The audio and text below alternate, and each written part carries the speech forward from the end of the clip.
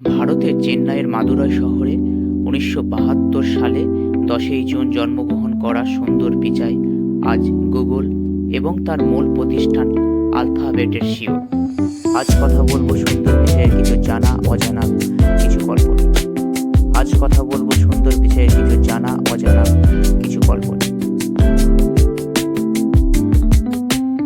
তার এই অসাধারণ প্রেরণাদায়ক যাত্রা এতটাও সহজ ছিল না।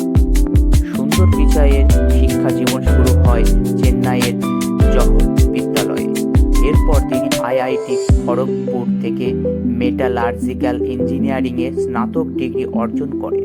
পরে স্ট্যানফোর্ড বিশ্ববিদ্যালয় থেকে উপকরণ ও প্রকৌশল বিভাগে স্নাতকোত্তর এবং পেনসিলভানিয়া বিশ্ববিদ্যালয়ের ওয়ার্টন স্কুল থেকে এমবিএ সম্পূর্ণ হয়।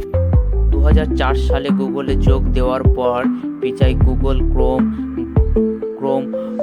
ওএস এবং গুগল ড্রাইভের মতন পণ্যগুলোর নেতৃত্ব দেন। তার নেতৃত্বে গুগল ম্যাপস এবং জিমেইলের উন্নয়নও ঘটে। ২০১৫ সালে তিনি গুগলের সিইও এবং ২০১৯ সালে আলফাবেটের সিইও হিসেবে নিযুক্ত হন। সুন্দর পিচাই বলেন, আনন্দ নিয়ে কাজ করুন, টাকা সব নয়। কিন্তু এই কথাটা বেশিরভাগ মানুষের পক্ষে উপলব্ধি করা অসম্ভব।